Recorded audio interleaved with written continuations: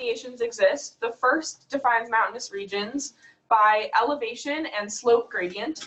The second defines mountainous regions by local elevation relief showed on a digital elevation model. These two, although very technologically advanced and the best regional delineations we have right now, may not be as inclusive of the representation of mountainous regions and the representation that people feel of mountainous places as we might think. And so my objectives are to first combine what these quantitative delineations are at the moment and see the best quantitative regional delineation that we can have right now based on what already exists.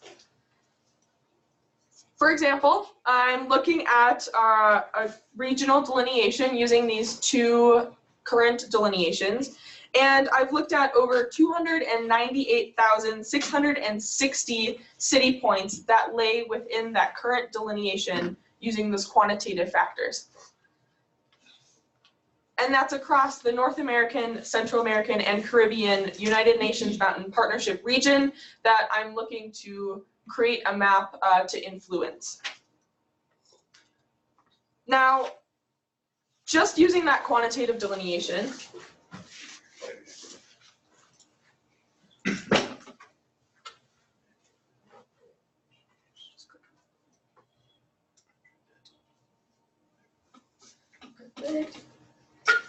here we have the quantitative delineation using the two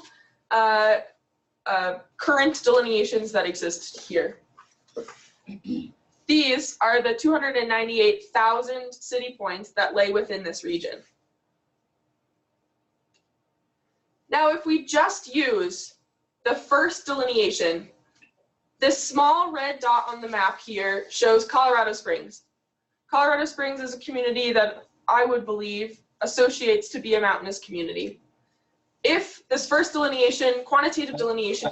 Sorry. Yep. I cannot see your slide. I'm stuck on the first slide.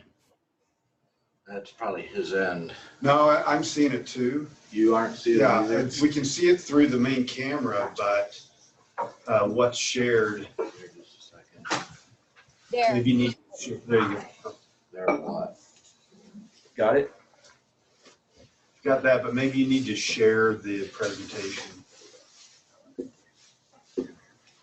Right. We'll get all the bugs worked out before all of you present. How's that? Okay. That's why we went first. And it helps if you click on the speaker, whichever country or person it is, in our case, the room, and click on pin video. And then we can see Aubrey and her slides as the master video for everybody. Okay. Thank you, Jess. All right. This red dot is Colorado Springs, a community that associates itself with the mountains. Under the first delineation, it wouldn't exist on the map whatsoever. Another point is in West Virginia, also in the United States, a small town named Williamson, population right around 3,000 people, would also be wiped off the map under the second delineation that exists. And at the heart of the Appalachian Mountains, because of its lower intensity, the lower intensity of the range, again, that community would be wiped right off the map. Now, even when combined, even when looking at these two delineations together, there are still almost 188,000 city points in Mexico that likely depend on the mountains that aren't even going to be on the map at all. So looking forward, I'm trying to figure out a list of non-traditional parameters in order to represent these regions and look at placing city points that lay within the mountains under the correct representation in order to get those communities on the map. Now, the overarching goal is twofold. The first is to, I guess threefold, three main goals. The first is to create a base map for my work under the Mountain Resilience Coalition in Colorado. here at Western. The second is to create this map and create the overarching representation of the United Nations Mountain Partnership for both our work here and to influence a global conversation on how we can best represent communities through geography. And this conversation, I think, is extremely important. And so whatever we can do in order to push this conversation, to push inclusivity within geography, I think is extremely important. And then the third is to create a model of this inclusive defining and be able to place that model or share that model across the world so that communities in mountain ranges all over the world, no matter what data they have, can still be able to represent themselves and inclusively show their representation and put themselves on the map in a way. So long story short, the reason we're here, why do mountains matter? Why do mountains matter to me? And the reason for that is because the simple yet incredibly important way to represent mountains, right, mapping, mountain ecology, mountain peoples around the globe, is to map, is to use the maps that we're creating to influence policy, to influence decision-making, to influence management, all of these practices that are affecting the people that live within the regions in the first place. And so today I'm excited to learn from all of you what your mapping criteria is and how your mountainous region might look different, or the mountainous region delineation might look different than the one I'm trying to define. So please contact me offline if you have any questions or if you have any expertise or knowledge to share about how I can best map the regions, the mountainous regions of the globe. Thank you.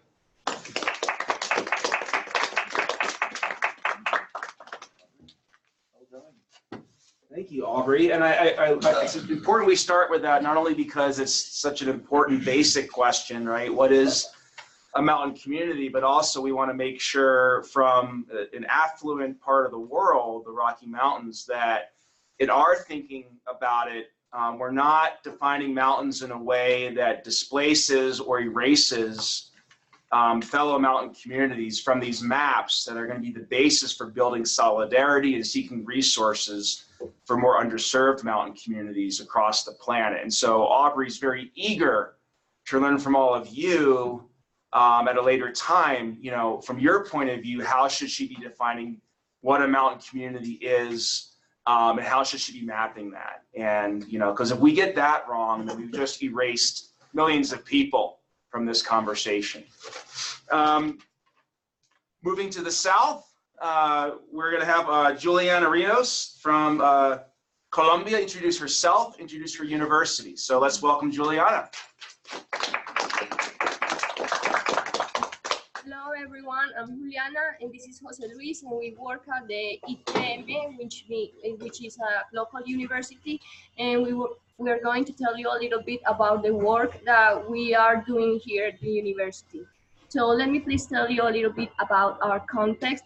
Colombia is a country located in the American continent, which by 2016 had a population of almost 49 million inhabitants, distributed over a territory of approximately 1,200,000 square kilometers. Medellin is the second most important city in Colombia and capital of the department of Antioquia. Its average temperature is 24 degrees Celsius and is located at 1,475 meters above sea level, in a narrow valley in the middle of Colombia's central and western mountain ranges. It shares territory with 9 other municipalities, forming what is known as the Metropolitano area of the Aburrá Valley. This valley is in the center of the department of Antioquia, and it has a population of almost 4 million people. The Aburrá Valley cuts through the system of altiplanos, which make an outstanding morphological feature in the north of the Cordillera Central.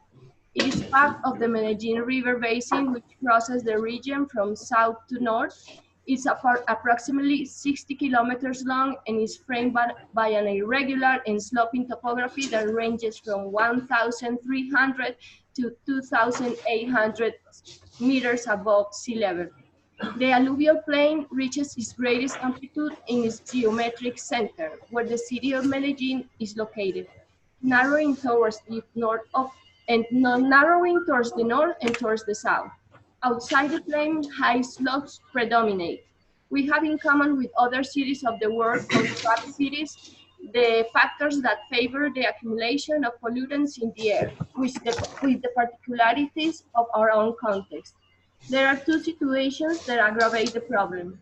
One is population growth. The population of Medellin has increased in a representative manner. By 2012, it had a population of almost 2,400,000 inhabitants, while in 2015, the population grew to more than 2,500,000.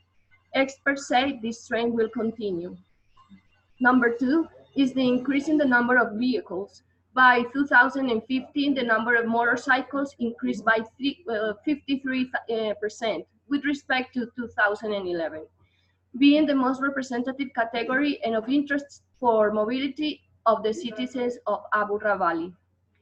On other hand, cars had an increase of 28%. This means two periods of atmospheric contingency for air pollution, from March to April and from October to November, especially of particulate matter PM 2.5, where mobile sources contribute to 79%.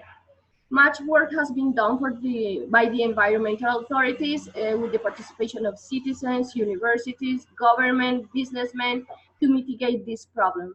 We have the most modern air quality monitoring system in the country. A pilot of 1,500 electric cabs was established by the city, and in this technical study, we participated with the master's degree in sustainable development, sustainability laboratory, and social technologies laboratory in the ITM. Medellin has a free public bicycle service with 93,000 active users, and the replacement of buses working with oil has begun. Finally, the vehicle fleet also represents a serious threat for the conservation of biodiversity.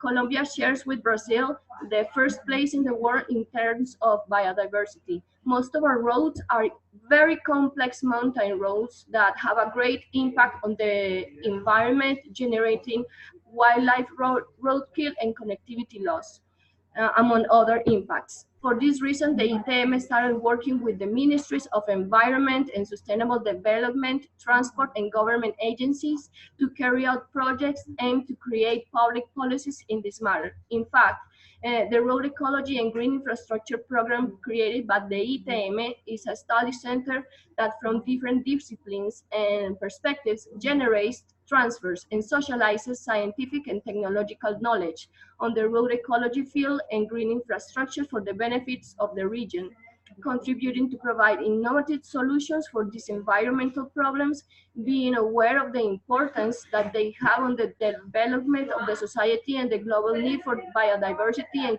ecosystem services conservation. There are countless other works and research that we would love to share with you through this wonderful network. We thank Dr. John and Dr. Abel for the opportunity to showcase our academic and social experiences from the mountains of Colombia.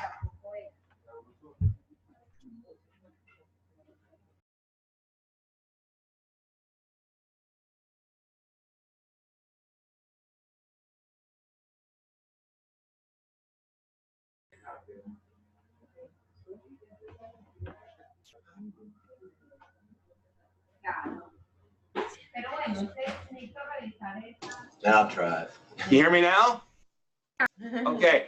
Thank you, Juliana and Professor Jose, and to Dr. Abel Chavez for connecting us and all of your work around basin-trapped communities. I think it's an interesting framework for thinking about mountains in a new way, so really grateful. We're going to travel to Peru now, and Leysi and Paloma are going to share some work that they've been doing with the Mountain Institute. I want to thank our own Todd Jesse for his work in connecting us with our friends in Peru and at the Mountain Institute. So let's welcome Leysi and Paloma.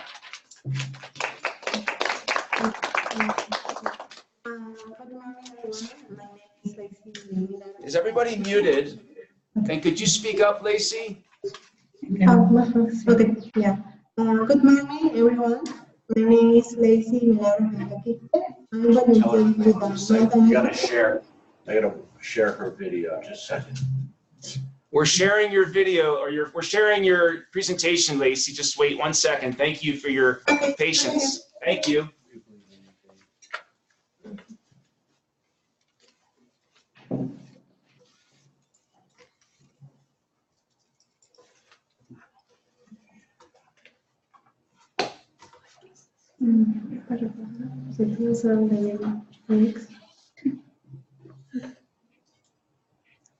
Okay. Okay, so everyone else, please mute, and then Leysi, the floor is yours.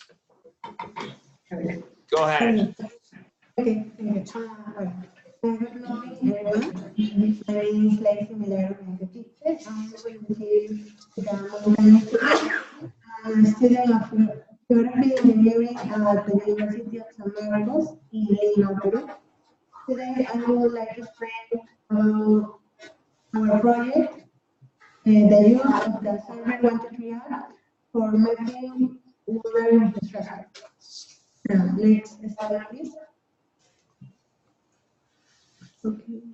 Well, next slide. Next slide, please. Thank you. This is a multi-institute project.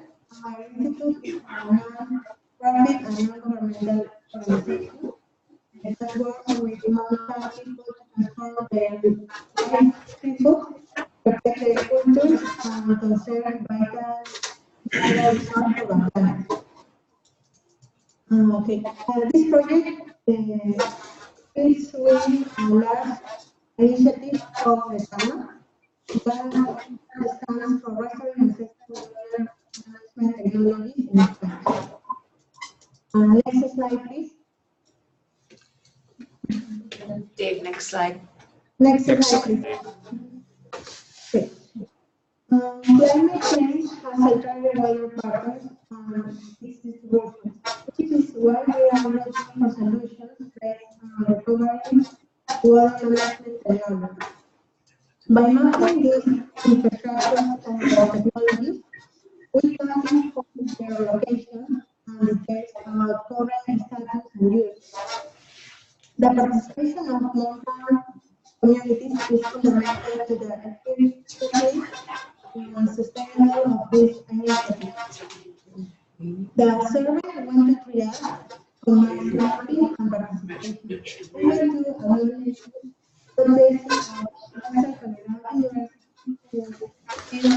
the idea of this job.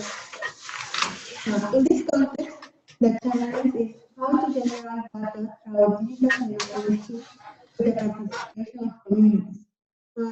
Specifically, how to achieve community participation and how to train the community in the use of the app. Next slide, please. Next.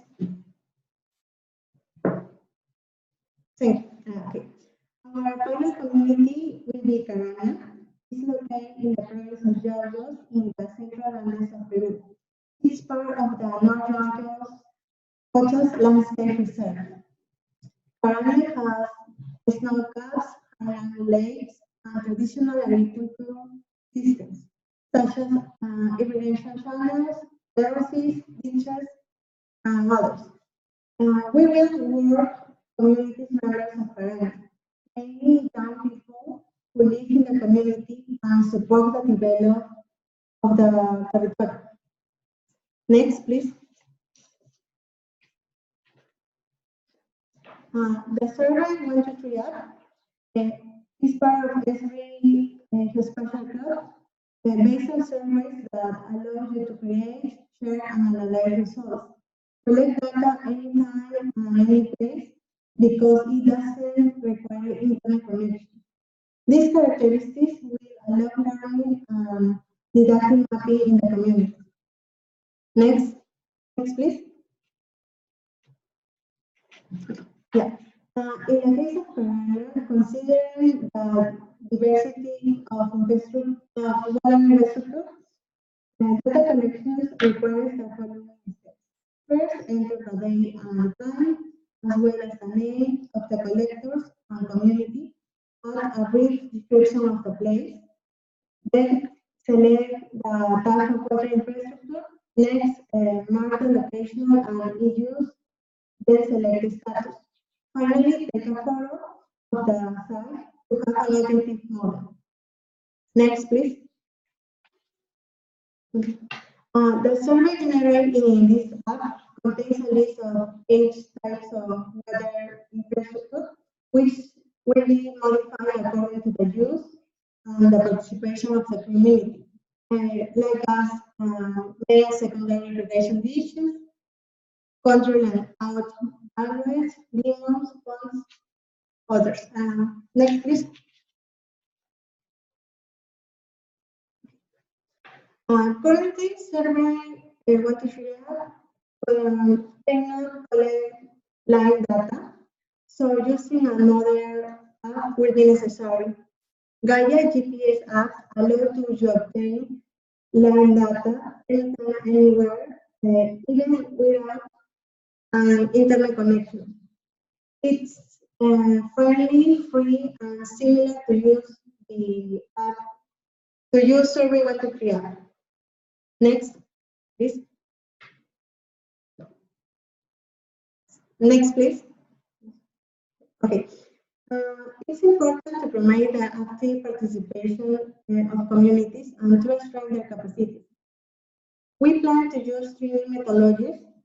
First, practical workshops to teach how to use digital technology tools.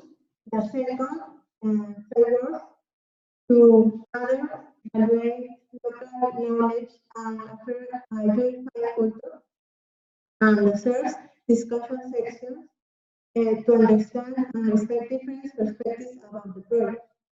By combining these 3 methodologies, we will be able to strengthen the internal knowledge of the territory for its use and conservation.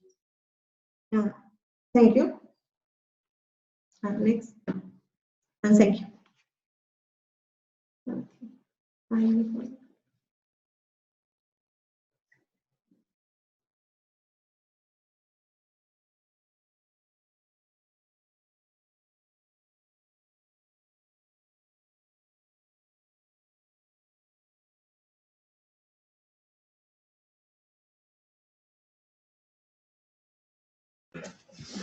All right, thank you, Leysi and Paloma.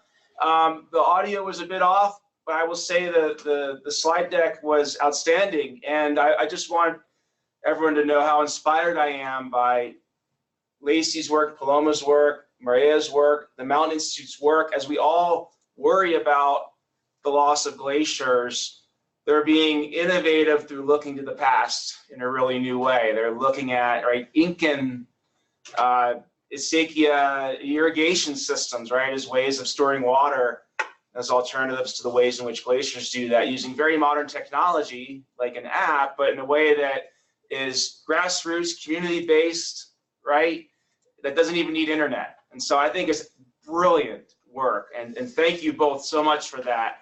And thanks everyone for your patience with the audio. We're going to shift to Diana Valero at Perth College. Diana, can we do a quick sound check for you? Yes. Hello? Can you hear me? We sure can. Yeah, thank you so much. That's fine. And can everybody see? Have you shared this yet, Dave? I just did. Everyone can see her. Okay, let's welcome Diana. Oh, that's brilliant. Thank you. So thanks for having me today and for inviting the Center for Mountain Studies to participate in this initiative. So I work with Professor Martin Price, and I'm going to talk today about one of the international projects in which we are working at the moment. It's an applied project, and we are working mainly with biosphere reserves and regional areas in the northern periphery of Europe and the Arctic area. So the project is called SHAPE, Sustainable Heritage Areas Partnership for Ecotourism.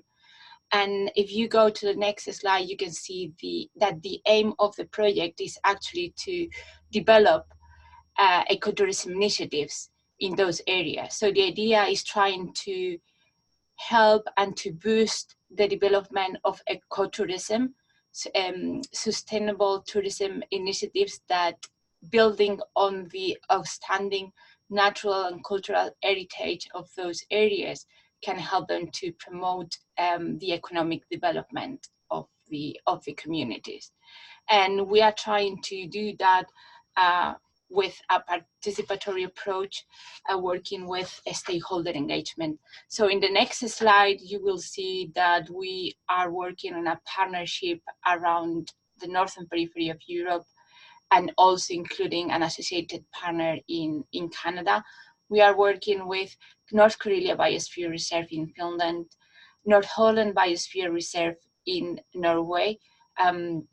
Originally, it was a candidate when the project started, but it got the designation earlier this year.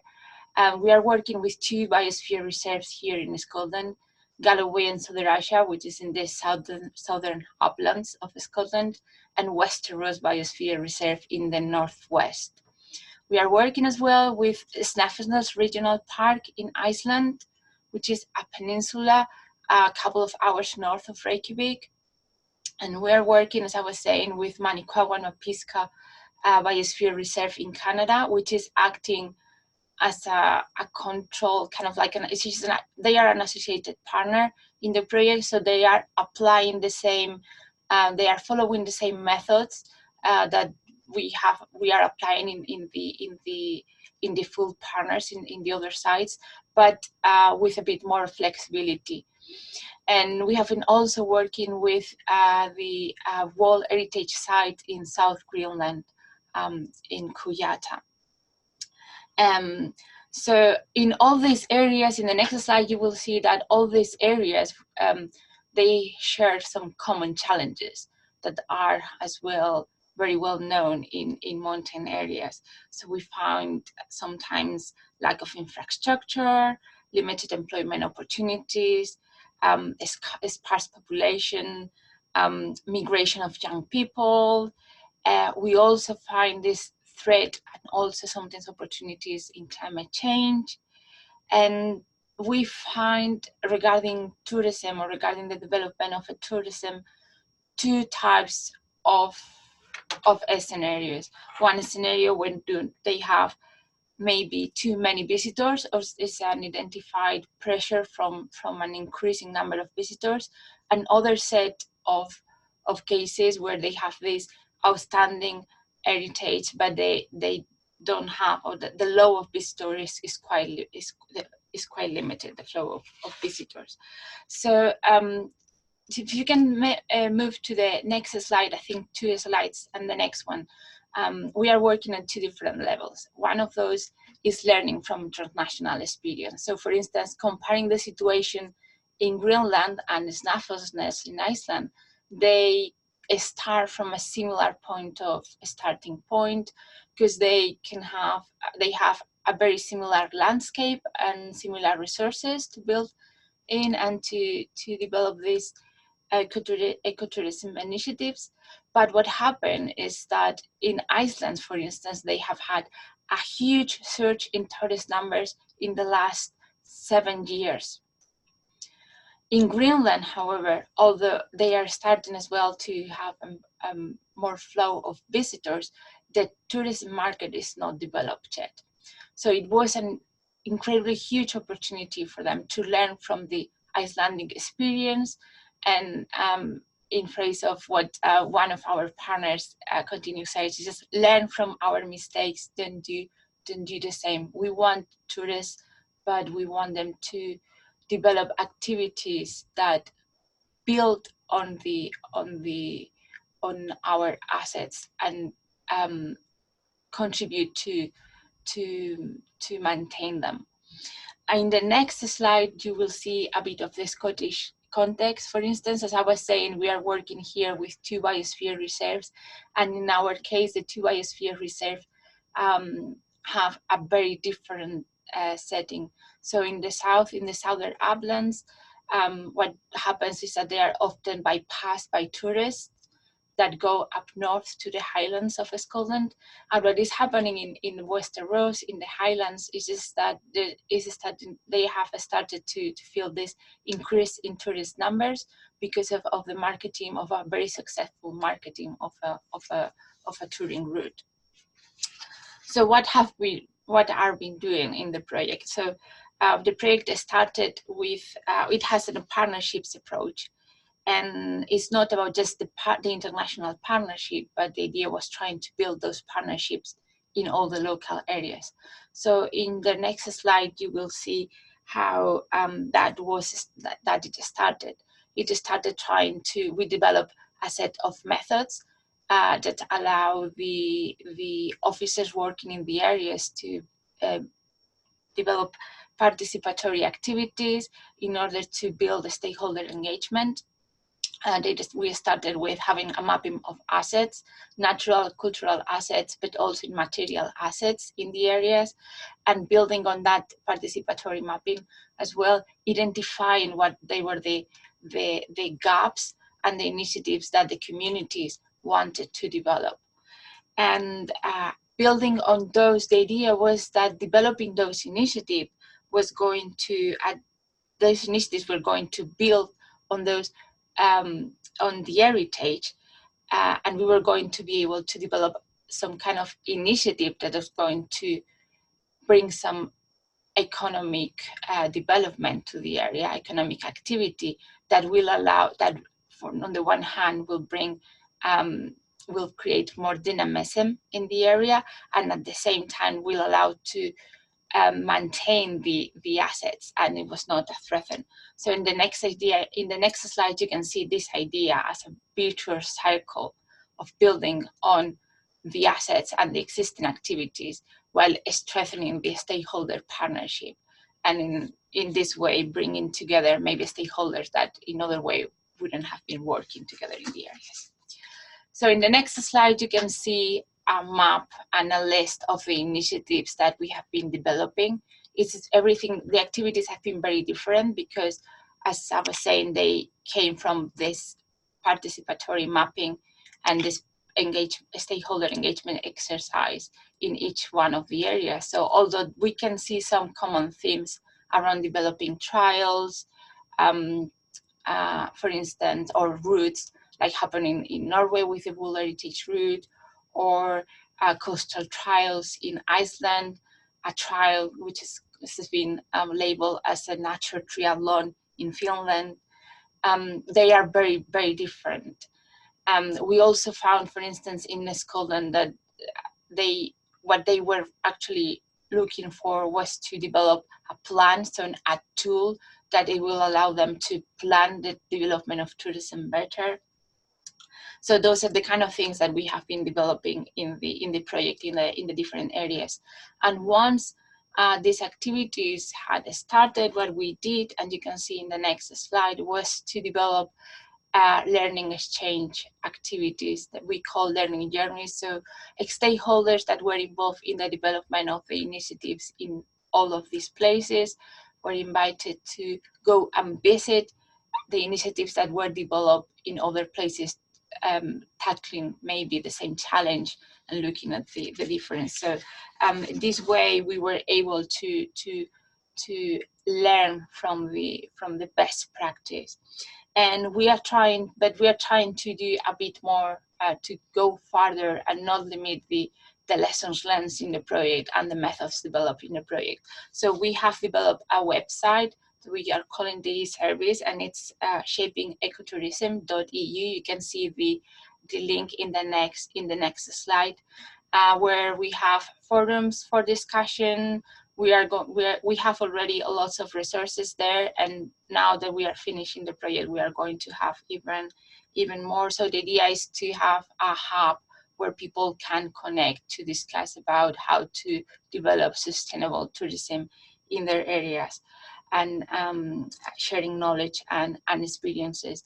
Also, we are towards the end of the project, and we are organizing a final conference, which will be in North Karelia in Finland at the beginning of February. So if anybody is interested in participating, I will send you all the details.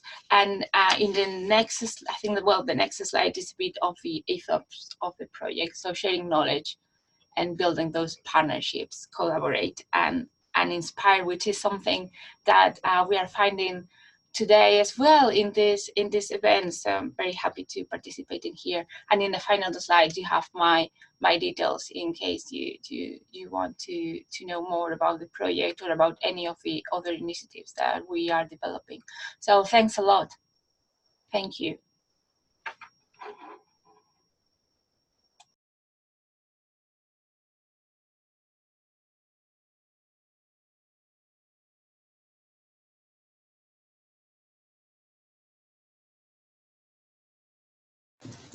There, you got sound.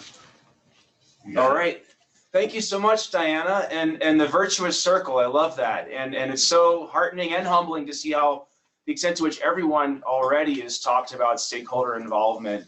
I also appreciate Diana's offer to engage. Also, for example, the Mountain Institute in Peru, they're looking for someone to continue this project, right? And so for all of you who are looking for ways to pass on your project or bring in more assistance for your project, everyone on this screen, right, is part of graduate programs where students want to be in the mountains around the world doing this kind of work.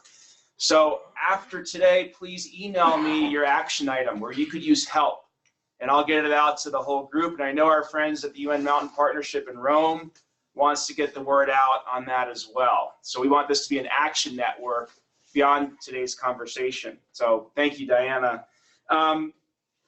Adrian Lindermuth from University of Innsbruck in Austria is next. Let's welcome Adrian. I will try to Andre? share my own presentation if this is okay. Okay.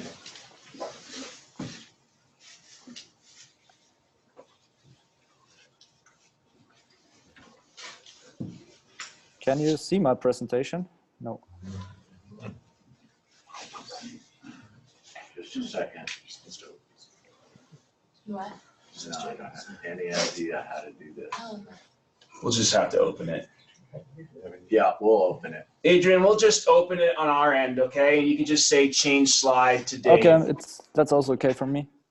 Thank you. Thanks for your patience. And Andreas, you'll go next. I went back to west to east. Just a second. Didn't want to create an international incident, so. Okay. That's Andreas. Okay, so I'll give the word to Andreas, or? We just want Adrian. We can go to Andreas if you want, but. What's that? That's the wrong presentation. Andreas, go ahead. We're gonna go back and forth between Austria and Germany the rest of the session. Sorry, Yeah, Adrian. we can. No problem. We can take turns, Adrian, if you like. Okay, can everybody listen to you? Yeah? Do you hear me? Oh, perfectly. Thank you. Okay. Okay. Hello. Buenos dias. Namaste. Mulimutiao. Salam alaikum. Miao. And guten tag. Yeah, my name is Andreas Burger, and I'm currently studying in Eberswalde, a city, or well, a town very close to Berlin. And at the moment, I'm actually in a city close to the Baltic Sea, which is at 7 meters above sea level, so very far away from any hills or mountains, in fact. And I would like to quickly explain you what I've done in my project, and then state why and how it, well, contributes to mountains or mountain protection.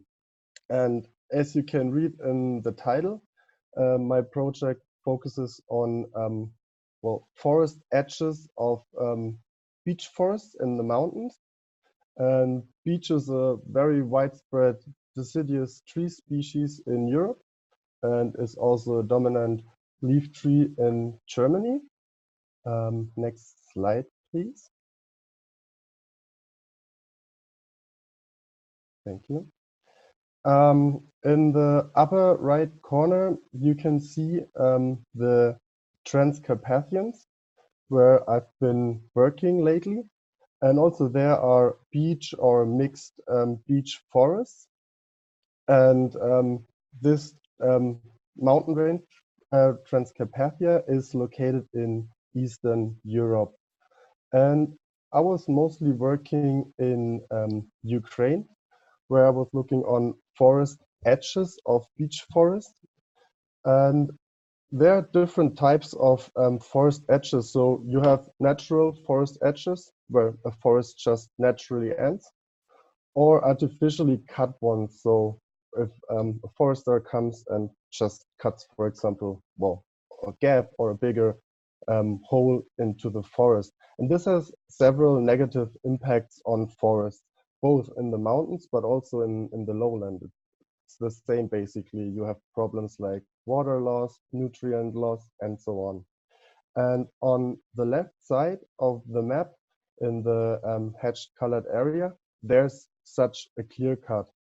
And it's commonly known that these clear cuts have an effect on the cut area itself. But what is not so much known is what is actually the effect of the surrounding environment, the surrounding forests, since there's much more sunlight, stronger drought, and more wind impact, for example. I was wondering what is the effect and how could I measure it? So therefore, as you can see, the dark red to light red lines, I was measuring or taking samples of trees to see how strong is this forest edge effect, if there is any, and how far does it actually reach into the forest. And now coming to how does it actually contribute to mountains or mountainous forests. As widely known, most of the old growth or primeval forests in populated areas especially are in the mountains due to well, difficulty in accessibility and well, low economic efficiency. So these are actually the last forest hotspots, especially in this area with a very big biodiversity and also a high relevance of or for understanding ecosystems. And okay. Therefore, these areas are of very high interest because Transcarpathia has the last and largest remaining beech forests worldwide regarding this specific beech species. And as I told you before, beech is a very widely spread tree species, both in the mountains, but also in the lowlands.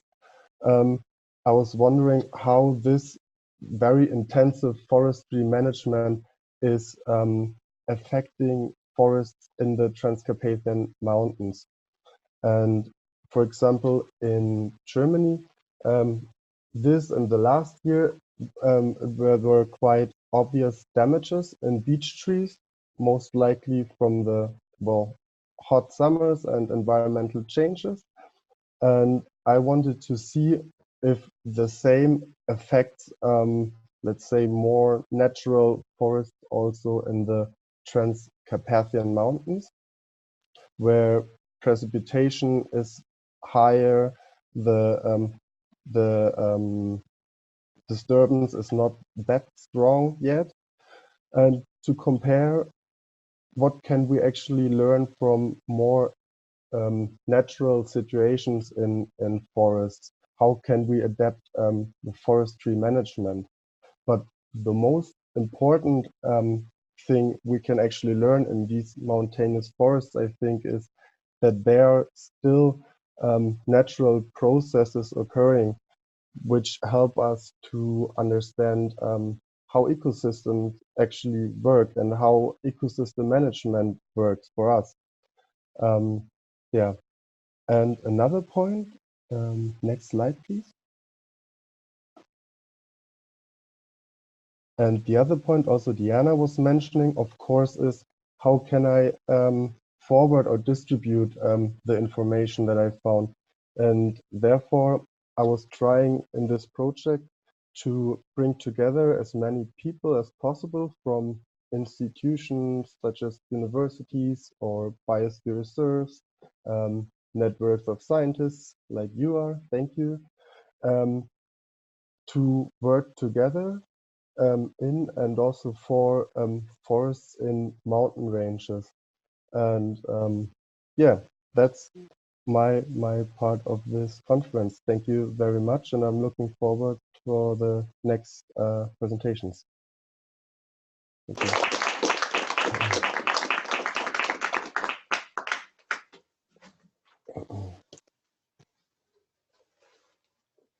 Good, Rich. Yeah, I got you. Great. Thank you so much, Andreas. And I just want everyone at Western and around the world to know of our special relationship with Eberswalde University for Sustainable Development. Check out their website. They're really Germany's green university. I've been lucky enough to work with Peter Ibisch and Christoph Nowicki from there. And just Western students should know, I'm scared to tell the grad students this, but we agreed where 2 of our undergrad graduates per year can do their master's in global change management for free. So if you're interested in that and the kind of work you saw from Andreas, come talk with me. Adrian Lindermuth, it really is your turn this time. And so let's welcome Adrian. Thank you, by the way, to you and your university for hosting the International Mountain Conference. We brought 8 students there and they're all so inspired. We will be back. And so let's welcome Adrian. Hello, everyone.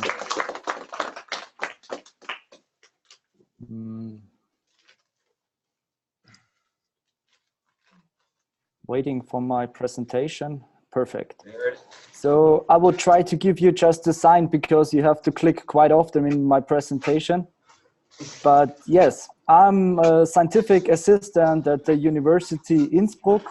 I will give you a perspective of an engineer on the mountains and the problems we have in our area. So Innsbruck is a city in Austria. It is located in Central Europe, as you can see on the map. Please first click. This is the city, so we are surrounded by very high and very steep mountains, and the valley bottom is densely settled. And I will tell you about the problem of floods and flood retention in this area. So please start. So this is a cross section through a typical alpine valley. We have steep slopes on the left and on the right. And at the valley bottom, there are some settlement areas and there is a river in the middle located. So please click once. So in the upstream area, what happens if a flood event, for example, occurs? Click, please. So you can see these walls which are built there are too small to protect these areas. So what are we doing in the alpine areas or in these valleys? We are going to build walls and dams. So very simple things like we have done it the last centuries. But the result of these walls is that we can protect the areas in this upstream area, but it comes to a deterioration in the channels. So there is now more water and this water flows faster. So if the next flood event occurs, please, another one. You can see again on the flood hydrograph that this flood is now higher. So the peak discharge increases and the flood becomes faster. Next one.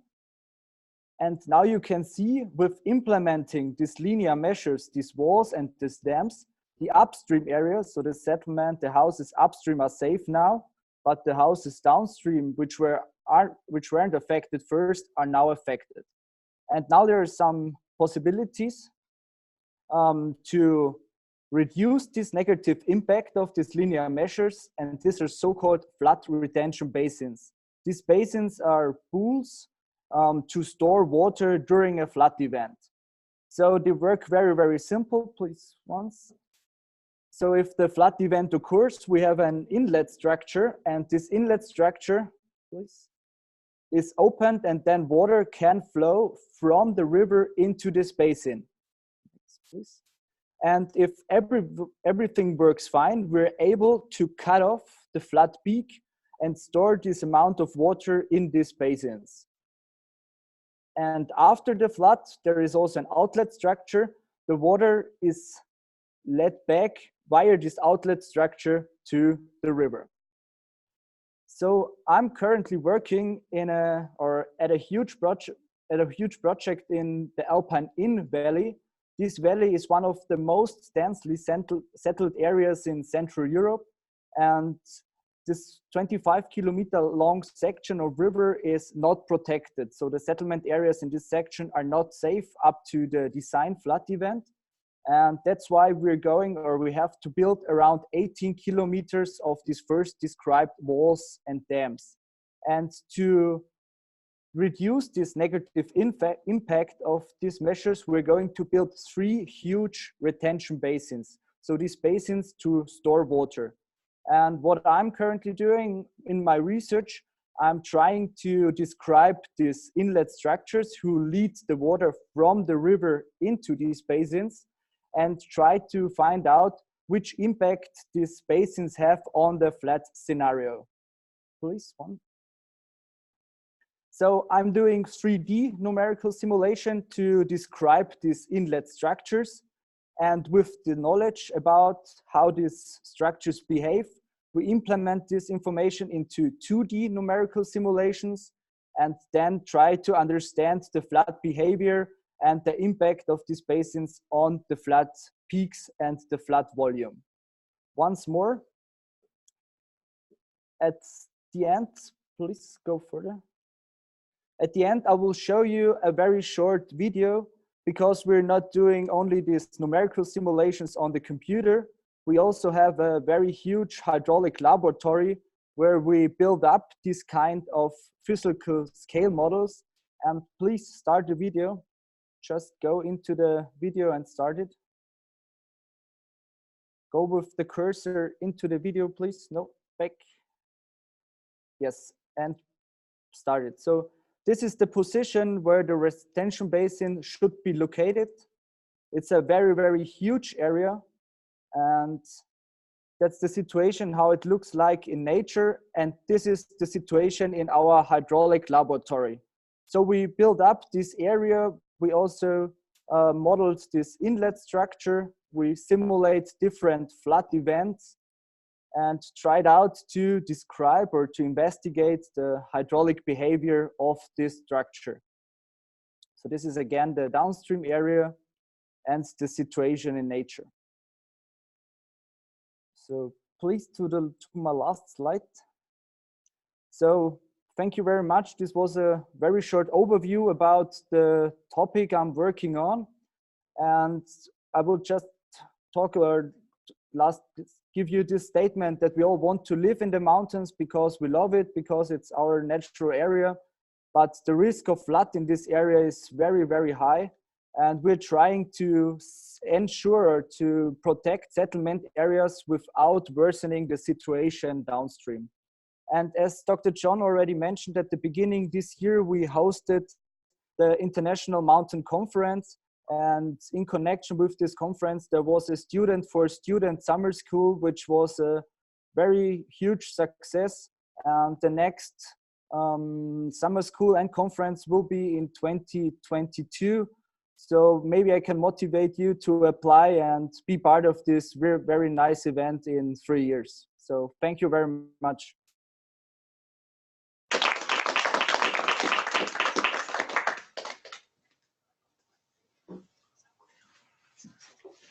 Thank you so much, Adrian. That was incredible, your combination of computer simulation, the laboratory, and the natural setting. Thank you for that. And indeed, the conference, and I did not get to make the summer school, but I heard incredible things at the conference from other students about it. So I recommend it to everyone. We're going to travel to Uganda now. Thank you to Professor Bob Nakyazze for bringing together his community. Let's all wave to Uganda. Hello. And wonderful to see you. Welcome, welcome. And Linda is your fearless leader. So welcome, Linda.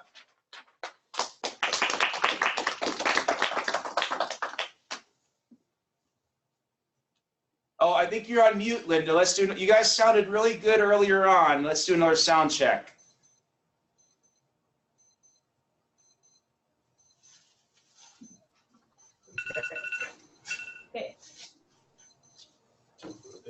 Hello, everyone. Perfect. Hello. Hello. Hello. Morning, good afternoon, good evening. My name is Nakyazze Lindah, representing Makerere University of Uganda. The theme today is Mountains Matter for the Youth.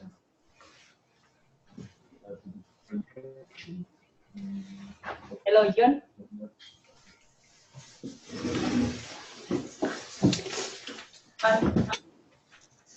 We have my slide. We can hear you, Linda. Yeah. I'm waiting for the slide projection. Oh, okay, 1 second.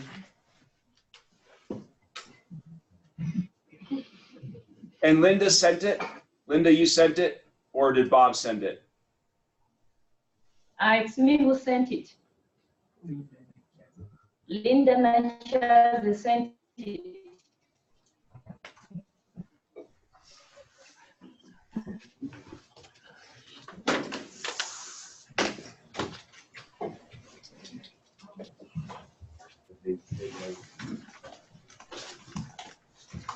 I don't know whether they ever see where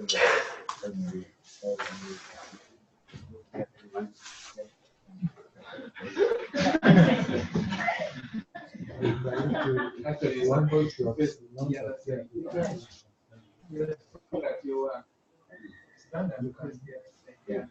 Dave, it's on a Google Drive, so I'm just gonna forward it to you, okay? Yeah, but I don't have email here. Just-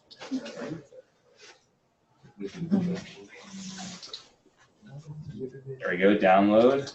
Found it, Linda, it'll just be 1 second. Okay. Go, Dave. So just, how do we get to mail here? So we'll just do this. Just open this, and then we'll download it.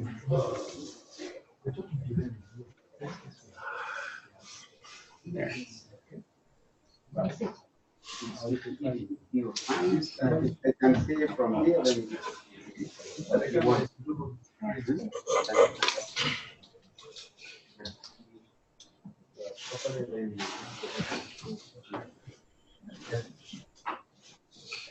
Okay. Now where email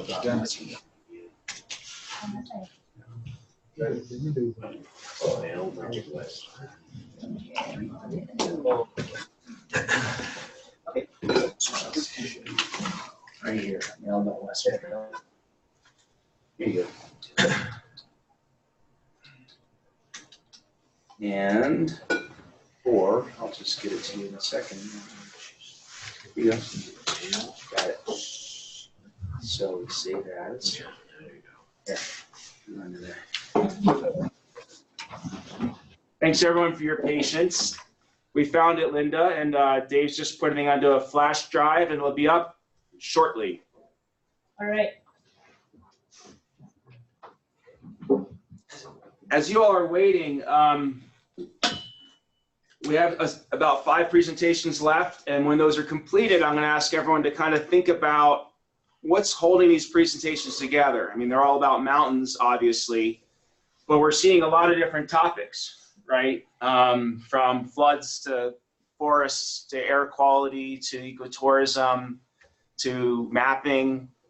And so other than mountains, whether it's a methodology or a certain cultural ethos or certain idea of the position of mountains in global sustainable movements, whatever it might be, just start thinking around what common thread is holding these different disciplines and topics together. We'll open that conversation up after the final presentation.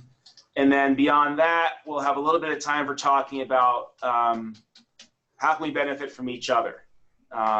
You know, we can have obviously more conversations like this, but in terms of action networks, research networks, you know, I hope we're all in Innsbruck in 2022, but the UN's telling us we've got like 10.5 years to really get things right on climate change, and mountain communities are affected earliest and in the most extreme ways. maybe second only to island communities, right? And so how do we move forward quickly with a sense of urgency and collaboration? So those are the kind of two conversations I have in mind for after the presentation. So be thinking about what beyond mountains, what's holding this variety of conversations together. And you found it. Dave found the PowerPoint. Yep. Thank you for your patience, Linda. Should be up in 1 second. Dave just found it. Just a second. Right.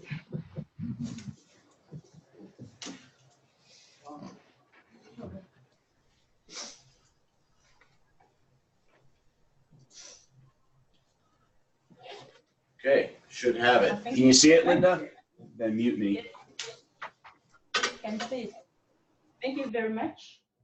My name is Linda Nakyazze, presenting on behalf of Makerere University, Uganda. Our theme today is Mountains Matter for the Youth, simply because the youth have been marginalized in the mountain issues. Next slide.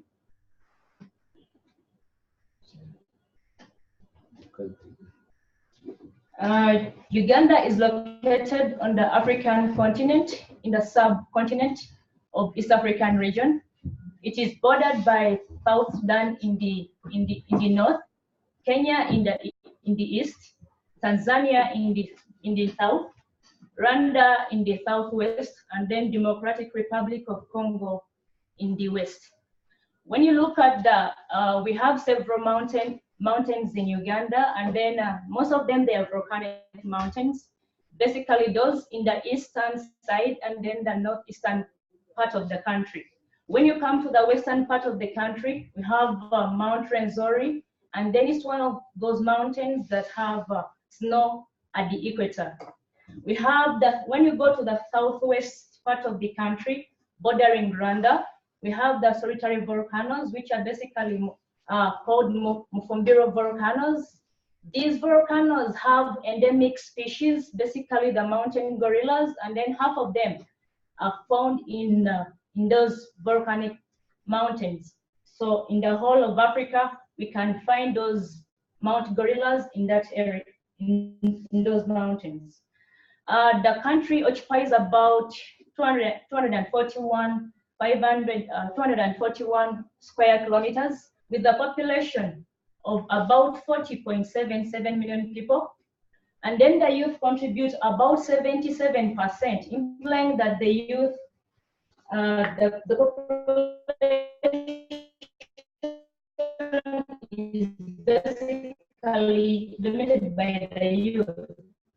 The mountainous and then the Hinton contributes about 12.4%.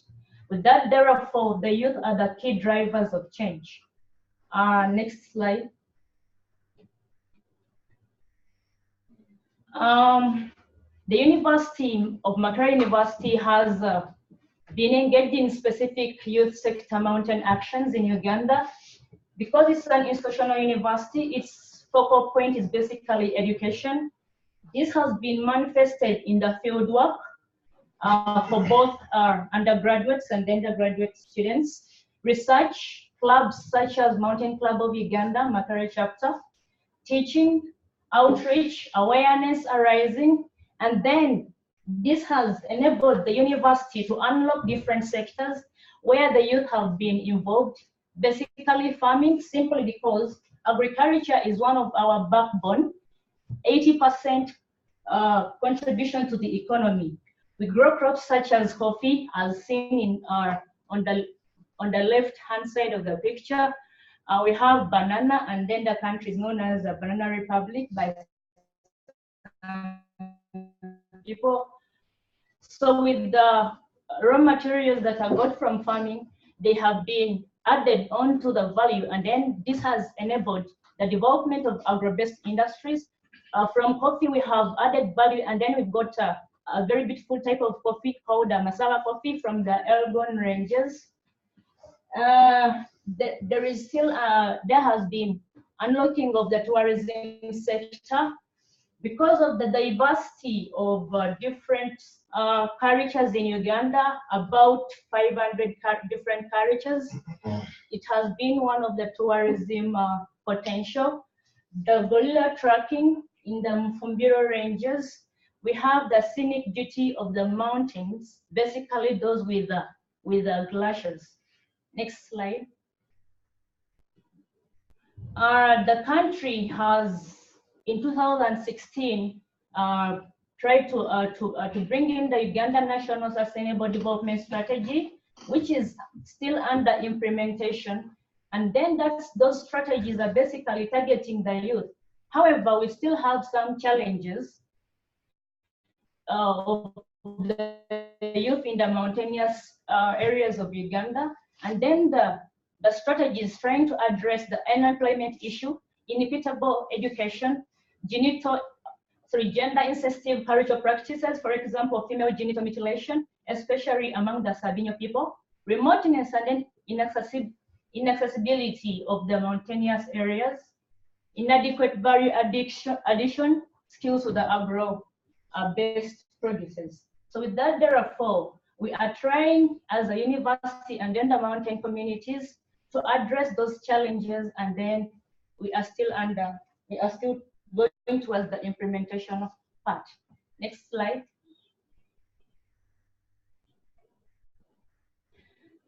The university, together with the mountainous communities, particularly the youth, they are calling on for actions, and then they are gearing towards energizing the youth towards SMD. This will be done through platforms and social networks,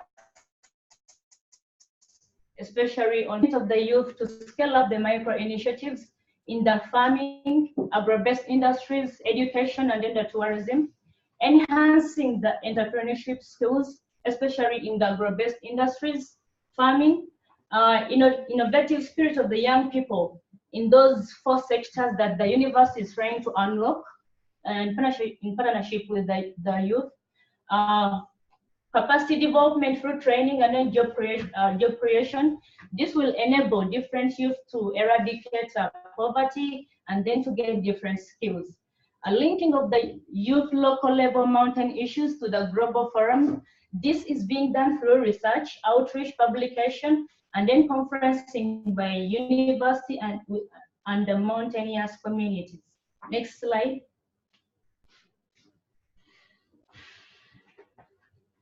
So some of the key initiatives of the youth that the university has tried to pattern with the different mountainous communities. One is basically capacity building and networking, whereby we went and then we had a roundtable discussion with the Queen local government in their conference hall. And then they tried to address us through the different communities and then their challenges they are facing in the mountainous areas. For instance, marginalization. There is also an initiative of value addition on the agro produce.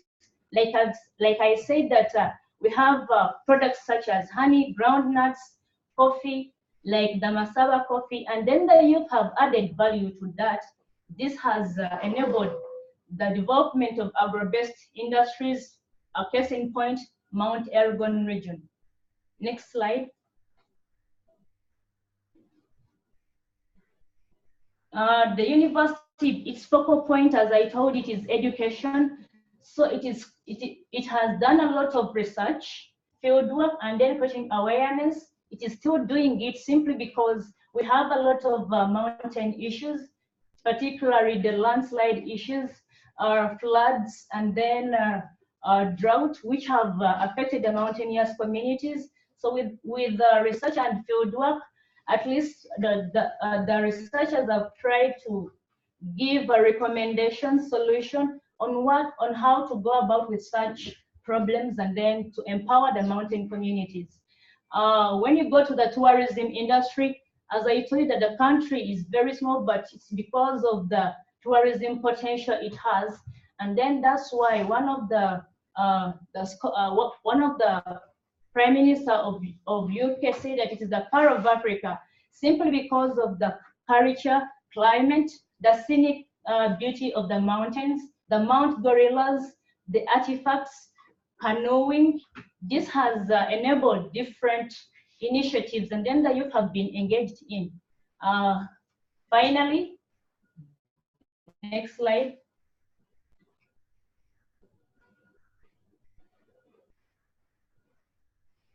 I thank Makerere University, particularly Dr. Bob Nakyazze, the group that has been behind different initiatives, the mountaineers communities, and then Happy Mountains Day. Thank you.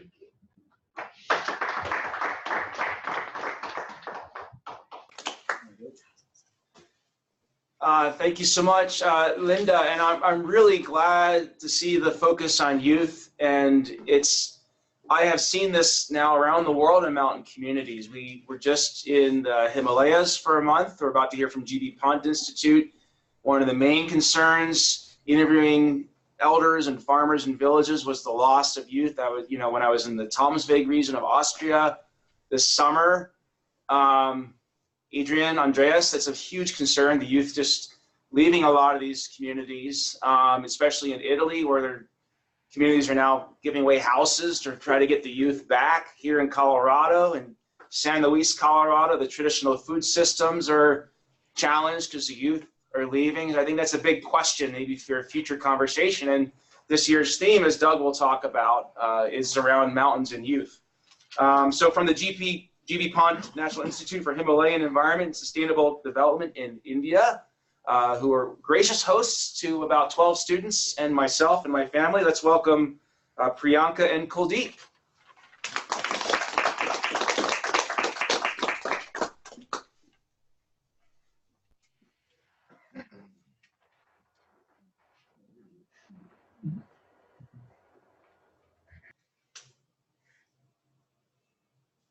Are they on mute? It's all right. Hope you guys Okay, go ahead.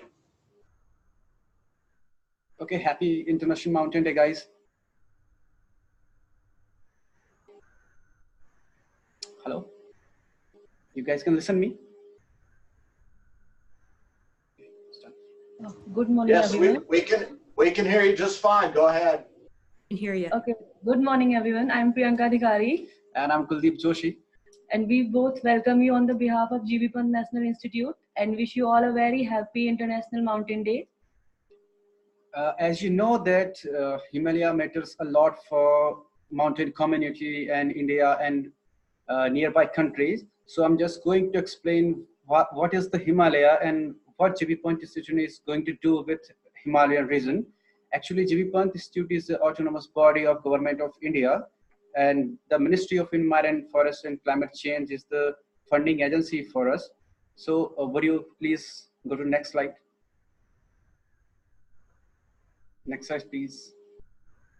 Okay, so what is the Himalaya? I'm just trying to explain it, you guys, what is Himalaya? The Himalaya has historically contributed subsequently to the security of its people and economic development of the country.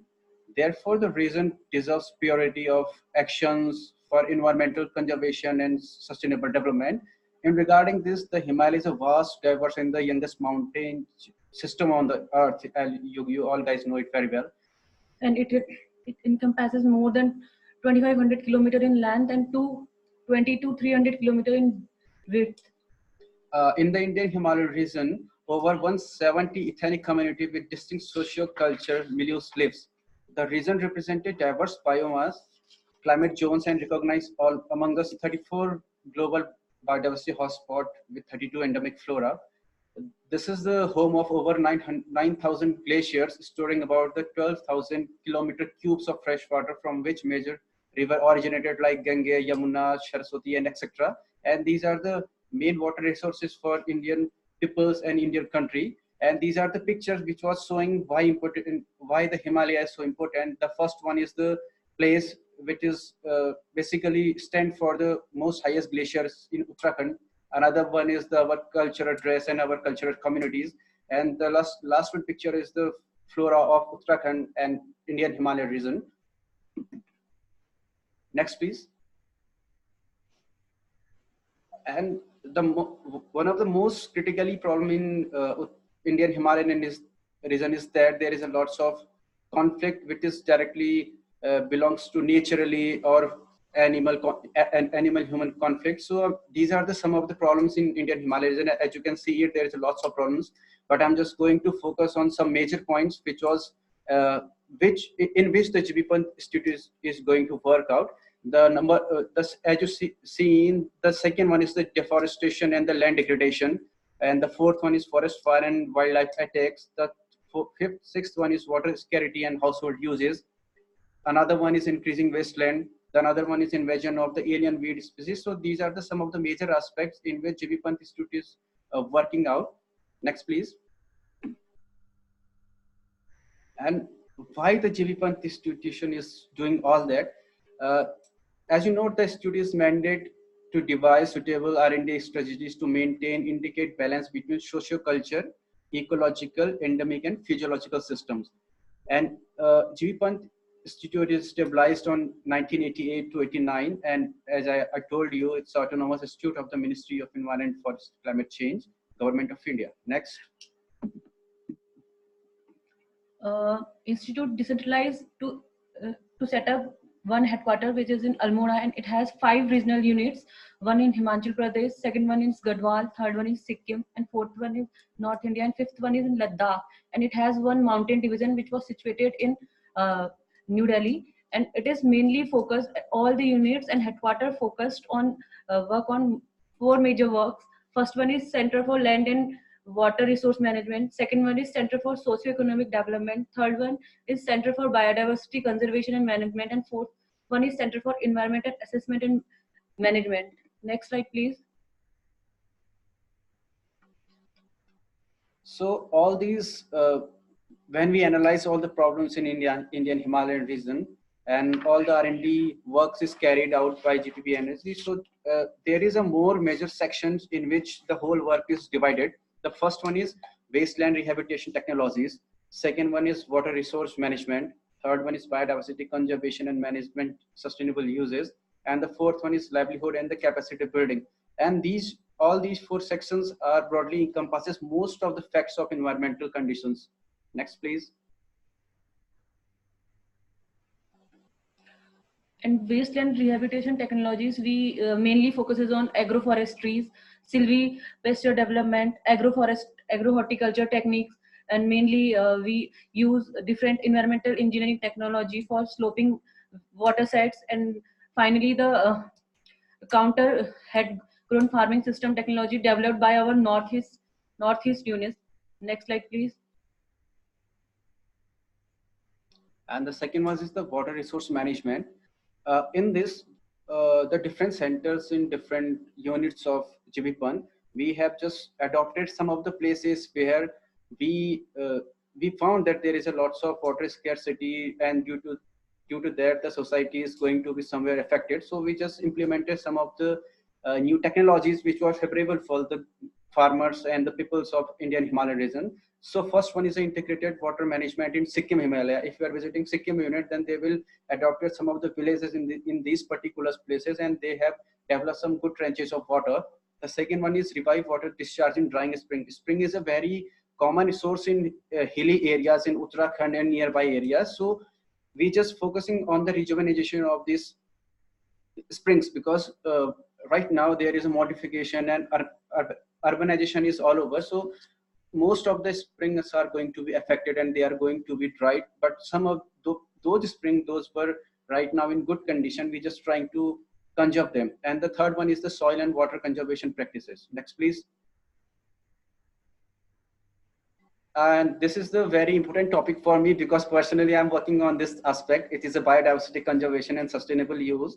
The first topic, as you've seen, there is a strengthening knowledge base. Obviously, this is a very crucial factor for every single person or youth and the villagers. As you've seen, there is a last picture. My colleague is going to sensitize some of the students, and we distribute some of the knowledge product to them, that what is the biodiversity and how much species are endemic, nearby, critically endangered, and rare. So we just trying to inform them, because they are the tribe communities of the Uttarakhand region. And the second one is the community-based natural resource management. We just develop some of the community forest, like if any community having of a specific forest where the dependency of these community peoples are have majority. So we're just trying to conserve these forests. And the next one is ex situ and in situ methods. Ex situ and in situ methods are basically used for the conservation of plants, like conservation of animals. So we just trying to conserve some of the critically endangered species from the Himalaya through ex situ and in situ methods. As you see in the first and second picture, we just trying to manage one critically endangered species. It is Nakyazze jatamasi, which is trying to propagate it by tissue culture and in vitro propagation. Then further we try to propagate those species in farmers' land, and we develop a channel for farmers that we just try to contact with a pharmaceutical company. And when the farmer is grow all these species in a huge amount, then they directly goes to pharmaceutical and they sold these aromatic plants to pharmaceutical and get their economic generation.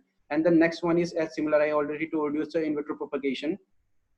Fourth point, I also covered that cultivation and marketing is so important for their livelihood and economic generation. And the fifth one is so important, like awareness and sensitization of stakeholders, because in Uttarakhand or in Indian Himalayan region, most of the peoples are in urban areas or rural areas. They are somewhere uneducated, so they don't know what is the specific use of any individual species.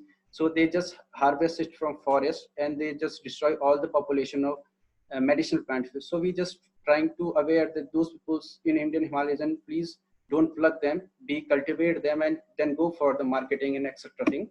And the next slide, please. Fourth one and last one is livelihood and capacity building. We focused on ecotourism, biofertilizer, biocomposting. As the main problem in Indian Himalaya is the pine needles. So we are working on we have one unit which mainly works on the pine needles. We used waste pine needles and use them for making biofertilizer, biocomposting, like the images showing. We made biobrigades and biofuels with the help of pine needles and extra. And for biofertilizer, we also use some microorganism and etc. And for the conservation and use of medicinal plants. Next, please. So thank you so much. This is our institution. If you want to visit anytime in institution, you're most welcome, guys. And thank you so much, John, for giving us this opportunity. And thanks to every single individual who's present here. Thank you so much, guys.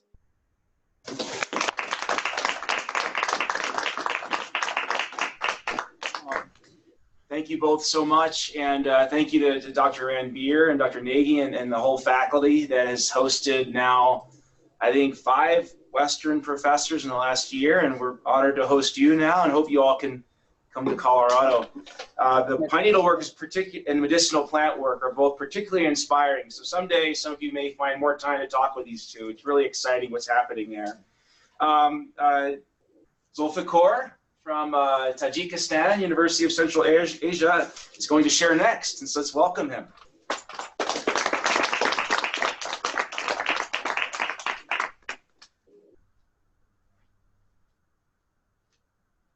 So, Assalamu alaikum, everyone. Sounds great. Can you hear me? Yeah. So, I am Zulfikar and I'm studying in University of Central Asia. My university is very young. It was opened in 2016, and I obviously am like the first inaugural class, and I'm in my junior year right now, and I see most of you are doing your own researches, and I hope to do one. But most of my researches at current stage are secondhand, meaning that I read other researches and wrote researches for my assignments. But this summer I'm going to work in sedimentation in dams with my professor Roy Seidel and Ben Jarihani. So I'm going to present what kind of problems Tajikistan is facing, and what I will be working on this summer. Next, please. So just a background information about Tajikistan. It's located in Central Asia. People in the West might recognize it. In the South, we border with Afghanistan. Next slide, please. So we were one of the Soviet Socialist republics, and we gained our independence in 1991. And so 93% of Tajikistan's land is mountainous, and it serves as one of the water towers for other countries in the region. Next slide, please. So background information about my university. It is one of the one of the institutions of Aga Khan Development Networks under the social development. And I don't want to like advertise university, but it's like a really pretty expensive. Just one of the phases of university costed $100 million, and there are 4 or 5 phases. So next, please. So under the umbrella of UCA is Mountain Societies Research Institute, which basically conducts research on tackling the problems which mountain societies face and people around them. And basically most of the problems which MSRI is tackling was mentioned by our Indian friends. Like most of them are exactly the same, like landslides and degradation and everything. Next slide, please. So this is the region where we are working, Kyrgyzstan, Tajikistan, and northeastern Afghanistan. They're all mountainous, and MSRI is tackling the problems. Next slide, please. So key activities is basically research and educational and training of the local people on how to tackle their problems and disseminating what they have found. Next slide, please. So now, why is research on reservoir sedimentation? Basically, the problem is that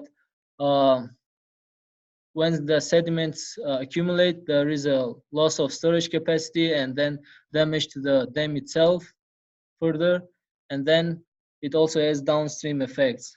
That's why it's important to study the sedimentations. Next slide, yeah. So during Soviet time, we had in 1961 period, Soviets targeted dams, building dams in Central Asia, particularly Tajikistan and Kyrgyzstan, and they started building dams, and for 2 purposes. Can you click once? So it was to increase the areas for irrigation, both for Tajikistan and for downstream countries like Uzbekistan and Turkmenistan. And next slide, please.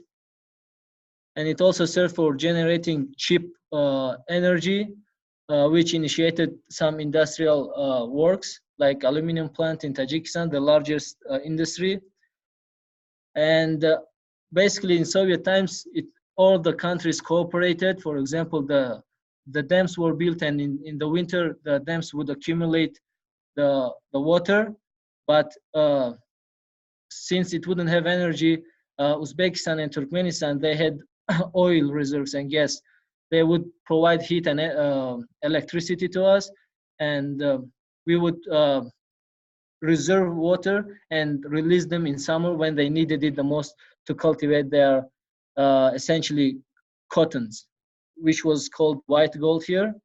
That was the importance. But after the collapse of the Soviet Union, the countries became independent. They all pulled out of these kinds of projects, and everyone is for themselves. And now the system is working completely differently. Next slide, please. So this is one of the largest. This is the largest dam in Central Asia. It's in Nurek region. Nurek Dam built in 1961, which was the highest dam in the world until 2013, and the maximum capacity 3,000 megawatts. So the secondary, as previously mentioned, the secondary purpose is for agricultural land, and in one area it provides agricultural water for 700 square kilometers, and it is believed that since it's quite old, about 40% of the volume of the dam is filled with sediments. And then in the upstream, we are going to have Rohun in the future, which will give 3,600 megawatts. And basically, the importance of these dams for Tajikistan is the main electricity source for the whole Tajikistan is from the hydroelectric power stations. Next slide, please. So now, lastly, like, why do mountains matter? Basically, for Tajikistan, it provides water for irrigation, and most importantly, it provides electricity source. Like, literally, we can say that mountains light Tajikistan. And in the future, in 2020, Tajikistan and Kyrgyzstan will export electricity to Afghanistan and Pakistan, which will help the economy, obviously. And thank you very much for your attention.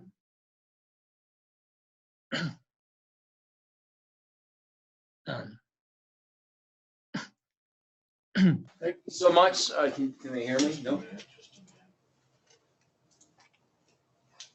Yes. Thank you so much, Zulfikar. I wouldn't have known you were a junior. That was excellent. You're so humble. And I thought you really nailed it with the notion of the water towers. You know, we had the United Nations Mountain Ambassador Arjun Gupta visit us, and he comes from Silicon Valley and technology, and his challenge to environmental movements is always to find that concise way to move people. And he said, you know, with Steve Jobs and Apple computers, Jobs was able to say a computer on every desk. And he said, what's the version of a computer on every desk for mountain movements? And he said, the world's water towers, right? Or water for the world's people, you know? And so this is really inspiring. One of our students, Jason, who's in the room here, he's working on taking excess sediment from dams and making them into bricks, providing jobs for former coal miners. And so I'm going to try to connect you two. Our next speaker on our world tour, it's 11 at night in China. And so she couldn't join us, but she was kind enough to make a brief video. Ms. Yang and her professor, Jianku Xu and Austin Smith, both professors were kind enough to bring us Ms. Yang and her presentation. And Dave Primus is going to set this up for us. Have you all noticed how hard Dave is working here? Can we thank Dave? Okay, whenever you're ready, Dave.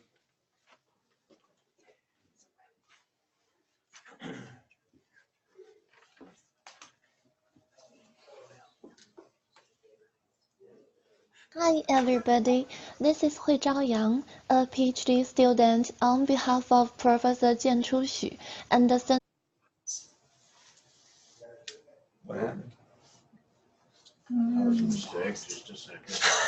for Mountain Futures. I'm going to present on seasonal calendars for climate adaptation in Taxkogan, Xinjiang of China. This research looked at mountain settlements and how locals adapted to climate change. These mountain settlements throughout the world are especially vulnerable to climate change. There is currently not much data on how locals use seasonal indicators to adapt to climate change. However, we can use their traditional ecological knowledge to enhance our own adaptive capacity in the face of a changing global climate. For my research questions, I wanted to look at how mountain people examine their surroundings and incorporate environment change into their existing knowledge. I also wanted to learn about the ecological indicators that people based on. Finally, I wish to analyze the weather patterns in the region, lining up with local perceptions of climate change and resulting shifts in behavior. Seasonal calendars are key to my research. They are a tool for following seasonal patterns and basing activities of these patterns. They are highly dependent on local conditions and vary across environments. The study was conducted in Tuxcogan County in the eastern Pamir Plateau. Its fragile ecosystem is highly sensitive to climate. The major indigenous community living in Tuxcogan is Tajik. Their way of life still incorporates context-specific migration, thus ensuring fodder availability and pasture sustainability. And they also practice sedentary farming in lower elevations. We collected data based on social surveys, including household surveys, focus group discussions, and semi-structured interviews. And we've gathered climatic data from the last 6 decades in the region. We also analyzed long-term crop yield data and integrated it with climatic data, checking for important variables influencing crop yield. We found that indigenous people developed their seasonal calendars mainly based on ecological indicators that could be divided into several categories. For example, the arrival of the century wagtail in Figure 1 indicates it is time to make butter, and when the mammoth comes out of hibernation, it is time to prepare to plant crops. We developed different local seasonal calendars based on local activities across time and elevation. We firstly developed farming calendars for wheat and barley, which were major local crops used as food and fodder. This was used as the basis for analyzing other factors. Based on the climatic trend, we found that both heat accumulation and crop maturity were earlier than before. It was proved that current environmental situations get better and more suitable for plantation. We predict that the local crop production would increase in the context of warming conditions. And then we found that the growing degrees and evapotranspiration were more important in affecting the crop yield. And the climatic patterns that would be beneficial in helping increase crop yield were also worked out. Okay, so for conclusions, phenological indicator timings are changing, and wheat is highly possible to be cultivated at higher elevations. And this will have consequences for other areas of people's lives. And finally, other related areas are in need of further study. These areas in need of further study are targeted by the Mountain Futures Initiative. Our international team of scientists work together with global partners to develop sustainable solutions to solve humanity's climate challenges. Our research focuses on breeding new crop strains using agroforestry technique to encourage resilient ecosystems and promote circular agriculture systems.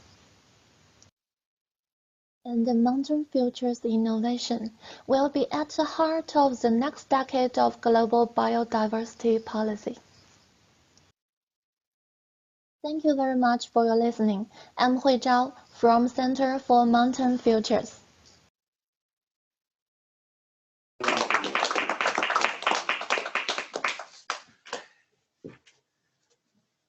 They can hear me? Yeah. Wonderful. I forgot Ms. Jan wasn't with us. That was so well done. And of course, we'll share all these PowerPoints widely. And the Center for Mountain Futures that she spoke from has also put together a nice video. But in the interest of time, I think I'll share that online with everybody so we can view that on our own. We'll be releasing our own video this evening. I'll share that as well. If any of you have media from your centers for mountains with all their different but similar names, let's get those on a common site, maybe even at the UN Mountain Partnership site. Last and not least, right, our journey that started in Colorado around the world is landing back in Colorado.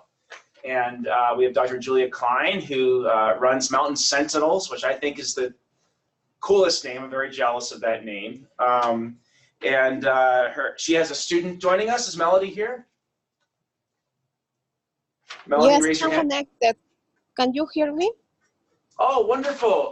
Welcome, Melody. Did you have a slide presentation? Do you have? Okay, good. It's coming. Dave is preparing it, and you're joining us by telephone. Where are you calling from? I'm calling from Spain, actually, because I'm attending the United Nations Climate Change Conference. So. Okay.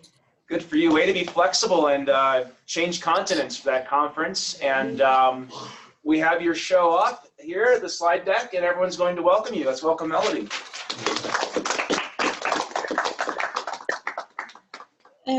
Well, good morning, everyone. My name is Melody Sarria. I'm from Peru, and I'm doing a PhD in ecology at Colorado State University. Well, in this opportunity, I will present a summary of my research proposal, which goal is to analyze the impacts of climate change on pastoral systems and landscape dynamics in Peru.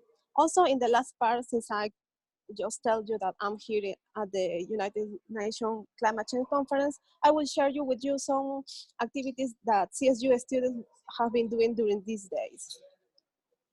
And next slide, please.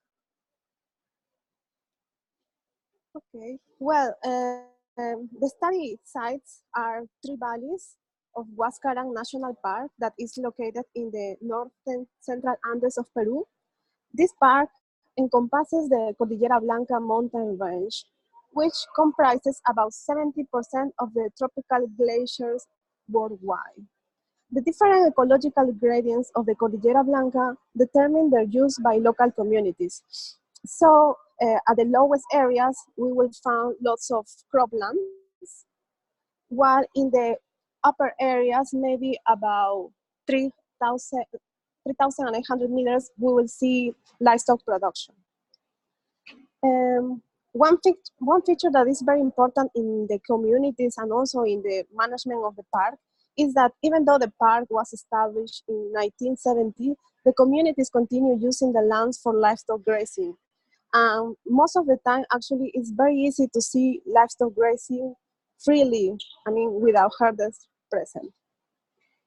Next slide, please. Well, as you can see in the pictures, the landscape of the park is very heterogeneous and is mainly composed by patches of wetlands and shrubs within a grassland matrix. You can see that the main vegetation cover are grasslands and then wetlands. In this case, wetlands are key ecosystems that provide forage and water for livestock, especially during the dry season. Most of these areas are, as I already say, are currently being used as grazing lands by the communities. Next slide, please. Well, basically, my research aims to understand the influence of landscape heterogeneity on the dynamics of land use. For instance, I want to analyze how the seasonality of wetlands, because they are permanent or temporary, determine the selection and use of grazing lands. I also want to study the different structural, social, and economic factors that affect the dynamics of pastoral families. For instance, I'm very interested in studying how the different activities of livestock production are shared among the different family members. And also I want to know what activities of livestock production are more critical for ensuring the family incomes. And finally, what I expect from my research is to explore the impacts of climate change and management practices such as changes in livestock population or the implementation of grazing schemes on the socio-ecosystem. Next slide, please. And well, for how that I'm planning to do this, for instance, to study the effects of landscape heterogeneity on land use dynamics, I will perform an spatial analysis that will involve changes in vegetation and water sources covered, and also I will use some landscape metrics. And for the analysis of the socio-ecosystems, I will build a simulation model or agent-based model to analyze how these pastoral systems work. I mean, how that these families make their decisions in what are the economical or the management factors that are determinant for these decisions. And also in this agent-based model, I will incorporate some management and climate change scenarios. Basically for the model, I will conduct some surveys, interview, and also I will interact with pastoral families, so they will provide me the information that I need for understanding their system. And obviously the management scenarios that I'm planning to create will be established using a participatory approach. And the next slide, please. And well, as I already mentioned, as a part of a seminar class that is called International Climate Negotiations at Colorado State University, my classmate and I, we are attending the climate change conference in Spain. We have presented some case studies related to the implementations of the Sustainable Development Goals in campuses. We have participated in side events and press conference. For instance, in my team, we present a case about different composting activities in the campuses. And today, because it's the International Mountain Day, there are many events, many press conferences and presentations. So in the morning, I attend an event where government representatives of Nepal, Chile, and Italy talk about the main issues that their countries are facing. And also they mention the initiatives such as law and projects that they are trying to implement in their country in order to reduce the vulnerability of these places. And that's all. Thank you.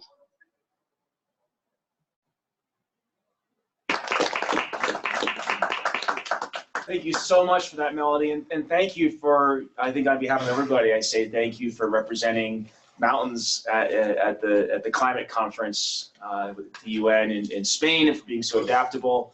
Dr. Klein, I don't know if you want to say anything about Mountain Sentinels, but I do know that if people want to continue this conversation, you have a sort of virtual coffee. And if people want to get involved in it, they can maybe email me and let me know, and I'll connect them with your mailing list. Is that monthly? That sounds great. It's several times a semester. So thank you so much, John. Can everyone hear me? For yeah. giving us the opportunity to participate. This is a wonderful, wonderful event. And it's so inspiring to see everyone from around the world. And I did text out my kids were watching off my screen. So we reached some of the very young youth of who care about mountains too. So Mountain Sentinels is an international network of mountain scientists and stakeholders. And yes, I would love to share with you our website, and we have some events coming up this spring, including virtual coffee, which is sort of like this kind of a conversation, but around a specific theme. And then we're actually organizing a mountain summit in Colorado and some other events. So again, thanks. It's great to meet all of you, some for the first time, some uniting with you, and thanks, John, and your amazing students for pulling this off. Yeah, they're incredible. And so we have a closing speaker who'll share some final thoughts, but I just want to say I think Melanie's talk captured it all. Right here you have a woman from University in Colorado speaking about Peru from Spain, right, to an audience of colleagues from 10 countries. And to sort of find that common thread, we won't have time to have an open conversation around that, but I think no one better to speak to the common thread today than Doug McGuire. He was at the ground floor. He worked for the FAO, the Food and Agriculture Organization in Rome for 25 years after being pretty much lifted out of Rwanda when things were really troubling there, and was at the ground floor of the United Nations Mountain Partnership International Mountain Day being created. So let's welcome Doug McGuire for some final thoughts. Thanks, John. Thank you. Thanks very much. Yeah. Okay. Good morning, good afternoon, good evening to everybody, wherever you might be. It's not easy when you have a conference like this, which connects many parts of the world. We've done it often at the UN, but it's always a challenge with the time zones. But I think you guys pulled off a good one here. Some really, really interesting presentations. So hats off to everybody who is involved in this research and was presenting. You guys did a really solid job. Some very quick history. I think, every year on the 11th of December, we have International Mountain Day. I think everybody's aware of that. What kicked it off was in 2002, we had the International Year of Mountains. And not everybody knows that, but it was an opportunity to really, for the first time globally, focus an entire year on mountain issues and really try to bring some of the key issues to light and to really start to build the foundation for what we're seeing today in terms of a lot of the work that's moving ahead. And so we had after the year in 2002, one of the countries, Italy, in fact, that had been very active, proposed having an annual celebration on the 11th of December. And so as of 2003, we've had the opportunity to celebrate Mountain Day. And it's great. And we have, as you know, a different theme every year. I think it's really important that this year, I think for the first time, the theme is really focusing on youth and mountains. And from my perspective, this is really, really critical. I'm not going to try to touch on everything that we heard today, but there are a few things that kind of struck me. And even from the first presentation that Aubrey made, when we were looking at the whole question of mapping and what are mountain communities, what do we know about them, and how do we delineate them? It's a really critical question. And there's a real risk of sort of, as we said, eliminating or not even counting people and communities that consider themselves mountain communities. So that work is really important. And I think it's also important to not only look at what are mountain communities, but to really look at the connections between upland and lowland communities, because so many of those issues have to be dealt with at a broader scale than just the mountain communities themselves. I remember we had a slogan early on, we are all mountain people.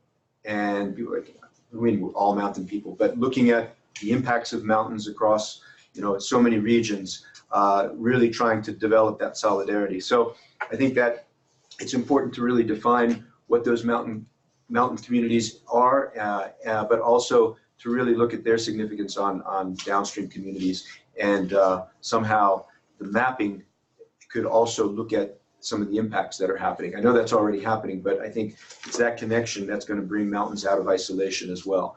And also, how do we look at what's happening in those communities? I think that's going to be to take a deeper dive in really defining what's happening. That provides opportunities then for the connections that are so important.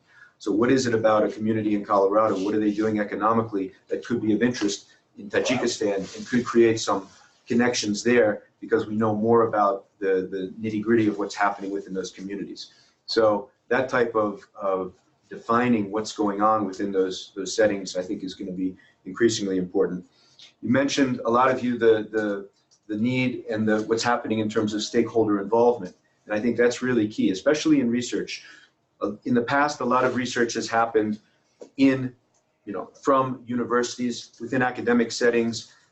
People go out, they do their research, they have their methodologies, they do their interviews, their stakeholder interviews, but there's often, let's say, a bit of a gap between the involvement of those communities and what's happening in that research setting.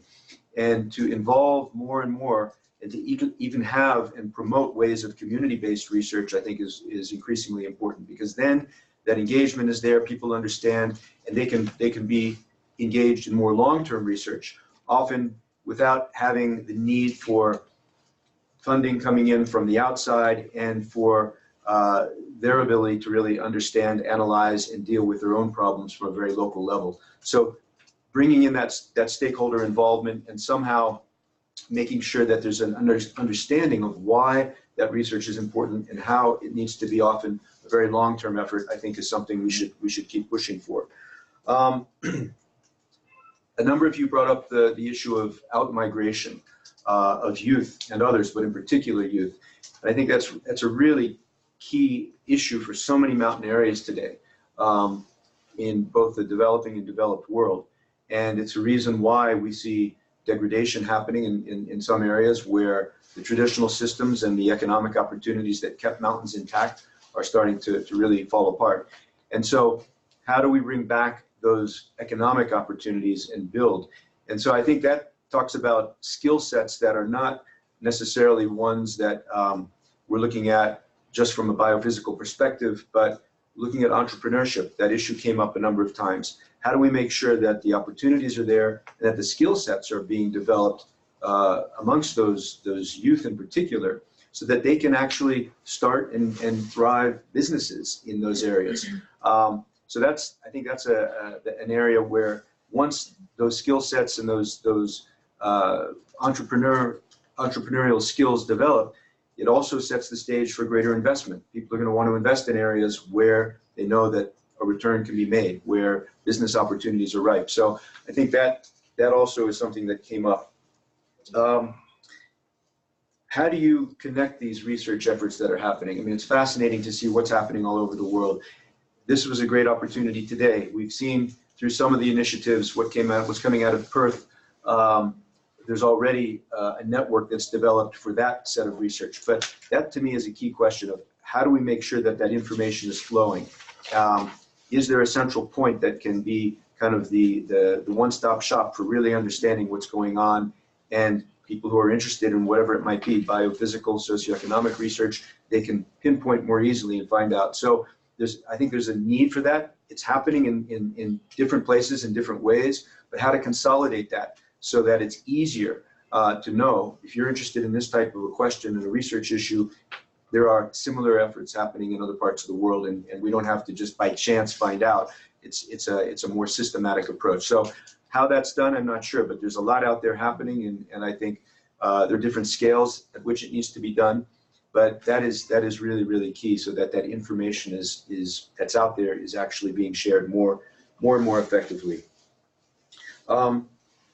One of the statistics that has come up, I think between 2012 and 2017, when we talk about food security in mountain areas, vulnerability to food security overall in mountain areas has increased by 12% globally. In Africa, it's increased, I think, 23% just in that 5-year period. And so this is a big issue, and how we shore up that food security issue and actually reduce that vulnerability is a really key question. Some of the research is focusing on that, some of it in peripheral ways, some of it's dealing with it head on. But if we can't feed people who are living in mountain areas, I was surprised to see that statistic, because I thought things were actually improving, but overall a 12% increase in vulnerability is not a good sign.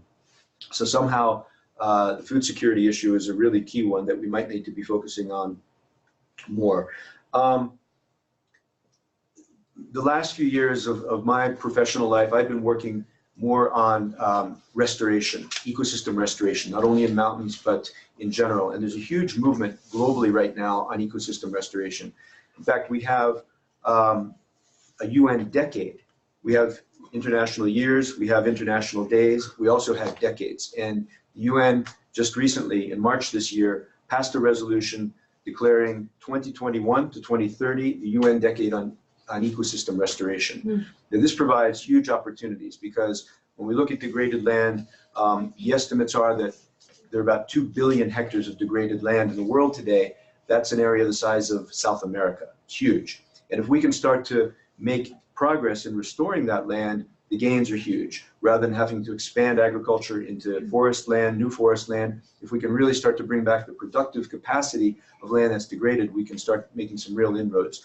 So that movement is growing, and clearly it touches on mountains. When we look at, we don't have very good statistics, but when we look at how much degraded land there is in mountain areas, or how many mountain regions are really degraded, it's an important issue. And I think this gives an opportunity over a 10-year period to start to see how can research in looking at restoring degraded land and peripheral issues in mountain areas be facilitated and helped in this decade-long opportunity that we have. So to position now how research efforts and mountain efforts in general could really benefit from that decade is something that we should be giving thought to.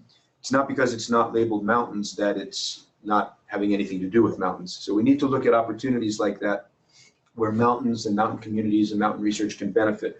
A last thought is, we didn't really, well, two last thoughts. One is the importance of, I think, indigenous knowledge, and that started to come out in some of these presentations. It's so important, and we know that in many mountainous areas, there are indigenous communities. This is where many indigenous are living throughout the world. But I think there's perhaps a need for even a better understanding of indigenous ways, management practices for the land that in some cases and in some communities have been a bit lost. And the more we can go back and understand what those ways were, and I think the more we can benefit and look at how more modern science combining with indigenous knowledge can often be the way forward. So that's something that I would hope we're going to see more and more, and actually bringing in indigenous communities as part of those research efforts could be really important. The last thing I wanted to mention is that, and this is something that's been with us for decades, is that often the research policy divide is a big one. And there's a huge gap. And how do we ensure that the research that's being carried out makes it to the level of decision makers, policy makers, so that it's really feeding and is actually answering questions that are happening at that level. So I think there's a lot of progress that's been made, but there's still big gaps in terms of making sure that what we're studying and what we're asking questions about and the answers that are coming up are really feeding the decision-making processes at all different levels that really need to benefit from that research. And how do we reach out from academic institutions, universities, research centers to make sure that that happens? There are various ways, but it's still, I think, an area in need of a lot of bridge building. So that's something I would encourage everybody to really focus on, and before even developing research agendas, to maybe look at policymakers at all different levels and make sure that what's happening is relevant and is really going to be understood from day one, so that uptake at the end of the day is really going to be more effective. I think it's an issue that's been with us for years, but it's still there today, and I think it's something we need to be very conscious of. So thank you very much to all of you. I think you're doing a great job. It's fascinating to see those connections are so important. So thanks to everybody, and thanks for this opportunity, John and the university, for pulling this all together. It's a great way. Happy International Mountain Day to everybody, and keep up the good work. Thank you.